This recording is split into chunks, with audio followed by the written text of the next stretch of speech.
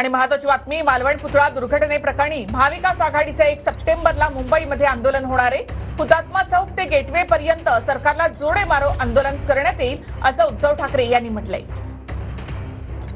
येत्या रविवारी म्हणजे 1 तारखेला दुपारी 11च्या सुमारास हुतात्मा स्मारकाला वंदन करून तिथून आम्ही सगळे जण गेटवे ऑफ इंडियाला जो छत्रपती शिवाजी महाराजांचा पुतळा उभारलेला आहे, आता तो पुतळा उभारून सुद्धा किती वर्षे झाली तरी सुद्धा तो पुतळा मजबूतीने उभा आहे।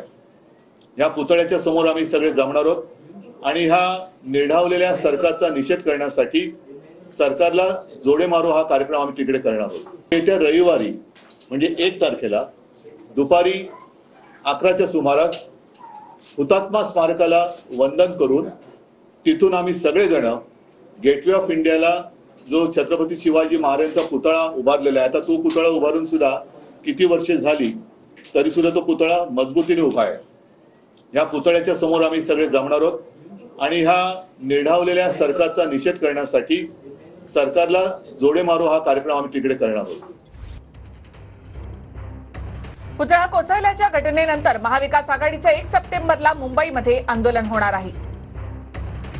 हुतात्मा चौक ते गेटवे पर्यंत सरकारला जोडे मारो आंदोलन करणार असल्याचं उद्धव ठाकरे म्हणाले। कुठे भ्रष्टाचार करायचा याचं तारतम्य सुद्धा सरकारला राहिलं नाही असं शरद पवार यांनी म्हटलं।